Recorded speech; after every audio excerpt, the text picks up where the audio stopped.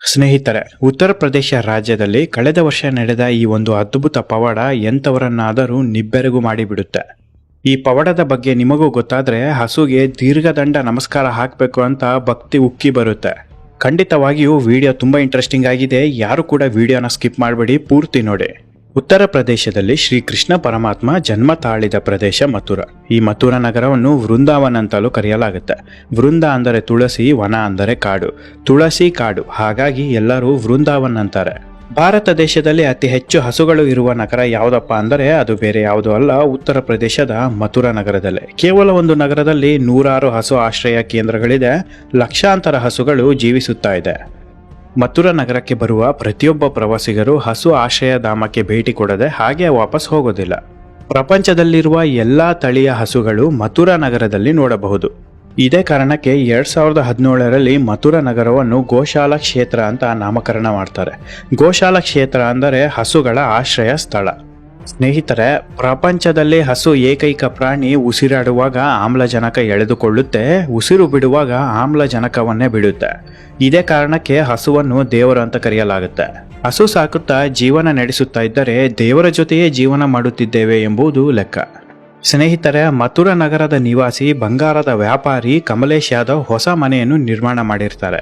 ಹೊಸ ಮನೆ ಗೃಹ ಪ್ರವೇಶಕ್ಕೆ ಒಳ ಬರಲು ಬಂದಿದ್ದ ಹಸು ಮತ್ತು ಕರು ಏನೇ ಮಾಡಿದರೂ ಒಳ ಬರೋದಿಲ್ಲ. ಹಸು ಮತ್ತು ಕರು ಒಂದು ಹೆಜ್ಜೆ ಕೂಡ ಮನೆ ಬಾಗಿಲು ಹೊಸಲು ಕೂಡ ಮುಟ್ಟೋದಿಲ್ಲ. ಹಸುವಿಗೆ ಇಷ್ಟವಾದ ಬೆಲ್ಲ ಹಾಕಿ ಒಂದು ಪಾತ್ರೆಯಲ್ಲಿ ಇಟ್ಟು ಹಸುವನ್ನು ಒಳ ಬರುವಂತೆ ಪ್ರಯತ್ನ ಪಡ್ತಾರೆ. ಆದರೆ ಯಾವುದೂ ಕೂಡ ವರ್ಕೌಟ್ ಆಗೋದಿಲ್ಲ. ಬೇರೆ ದಾರಿ ಇಲ್ಲದೆ ಬಂಗಾರದ ವ್ಯಾಪಾರಿ ಗೃಹ ಪ್ರವೇಶವನ್ನು ಸ್ಥಗಿತಗೊಳಿಸುತ್ತಾರೆ. ಹಸು ಕರು ವಾಪಸ್ ಕರೆದುಕೊಂಡು ಹೋಗುತ್ತಾರೆ. ಬಂಗಾರದ ವ್ಯಾಪಾರಿಯ ಮಗ ರಾಜೇಶ್ ತಿವಾರಿ ಹಸು ಜೀವಿಸುತ್ತಿದ್ದ ಜಾಗಕ್ಕೆ ಹೋಗಿ ಮಾಲೀಕನಿಗೆ ಪ್ರಶ್ನೆ ಕೇಳ್ತಾನೆ. ನಮ್ಮ ಹೊಸ ಮನೆ ಒಳಗೆ ಹಸು ಯಾಕೆ ಪ್ರವೇಶ ಮಾಡಲಿಲ್ಲ? ಈ ಹಸು ಎಲ್ಲ ಕಡೆ ಇದೇ ರೀತಿ ಮಾಡುತ್ತಾ ಅಂತ. ಇದಕ್ಕೆ ಹಸುವಿನ ಮಾಲೀಕ ಹೇಳ್ತಾನೆ, ನಾನು ಈ ಹಸುವನ್ನು ತುಂಬ ವರ್ಷದಿಂದ ಗೃಹ ಪ್ರವೇಶಕ್ಕೆ ಕರೆದುಕೊಂಡು ಹೋಗುತ್ತಾ ಇದ್ದೇನೆ. ಯಾವತ್ತೂ ಕೂಡ ಈ ರೀತಿ ಮಾಡಿಲ್ಲ. ನನಗೂ ಕೂಡ ನಿಜವಾಗಿಯೂ ಆಶ್ಚರ್ಯ ಆಗಿದೆ. ಇದಕ್ಕೆ ಕಾರಣ ಕೂಡ ಗೊತ್ತಾಗುತ್ತಿಲ್ಲ. ಮಾಲೀಕನ ಈ ಉತ್ತರ ಕೇಳಿದ ರಾಜೇಶನಿಗೆ ಏನು ಮಾಡಬೇಕು ಅಂತ ಗೊತ್ತಾಗದೆ ಸುಮ್ಮನೆ ವಾಪಸ್ ಹೋಗ್ತಾನೆ. ಈ ಘಟನೆ ಆಗಿ 2 ದಿನದ ನಂತರ ಹಸು ಕರು ಬೇರೆ ಮನೆ ಗೃಹ ಪ್ರವೇಶಕ್ಕೆ ಬಂದು ಯಾವುದೇ ಅಡೆತಡೆ ಇಲ್ಲದೆ ಮನೆ ಒಳಗೆ ಹೋಗಿ ಹೊರಗಡೆ ಬರುತ್ತೆ.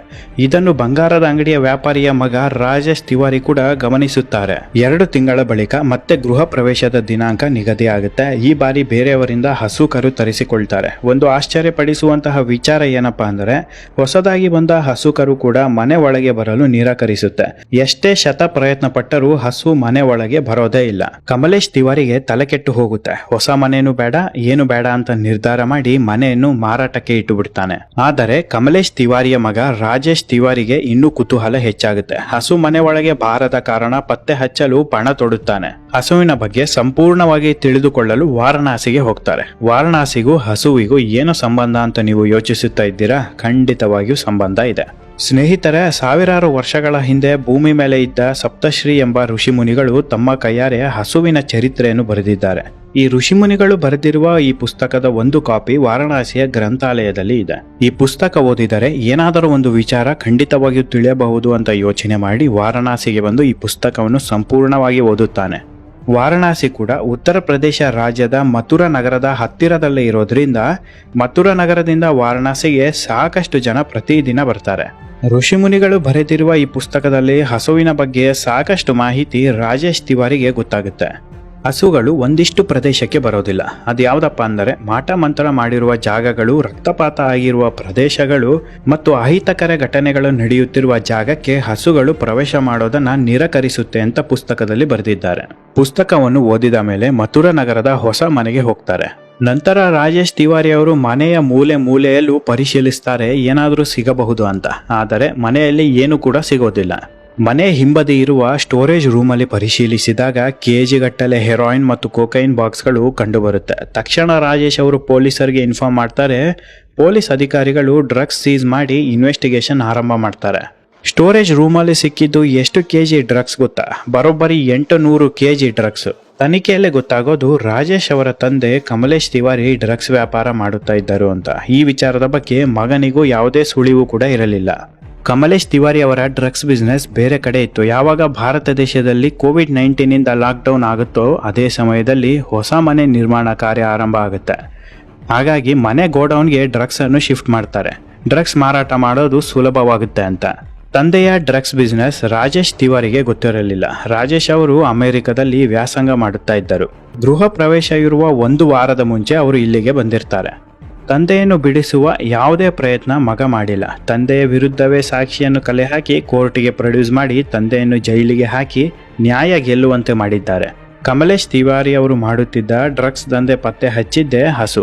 ಗೃಹ ಪ್ರವೇಶದ ಸಮಯದಲ್ಲಿ ಹಸು ಮನೆ ಒಳಗೆ ಬರಲಿಲ್ಲ. ಹಾಗಾಗಿ ಮನೆಯಲ್ಲಿ ಏನೋ ಸಮಸ್ಯೆ ಇರಬಹುದು ಅಂತ ರಾಜೇಶ್ ಹುಡುಕಾಟ ನಡೆಸಿದಾಗ ತಂದೆಯ ಡ್ರಗ್ಸ್ ದಂಧೆ ಹೊರಬರುತ್ತೆ. ಇದೆಲ್ಲ ಆಗಿ 5 ತಿಂಗಳ ಬಳಿಕ ಮತ್ತೆ ಗೃಹ ಪ್ರವೇಶ ಜರುಗುತ್ತೆ. ಕಳೆದ 2 ಬಾರಿ ಬಂದಿದ್ದ ಹಸುಗಳನ್ನು ಈ ಬಾರಿ ಮತ್ತೆ ಕರೆಸ್ತಾರೆ. 2 ಹಸು ಕೂಡ ಮನೆ ಒಳಗೆ ಹೋಗುತ್ತೆ.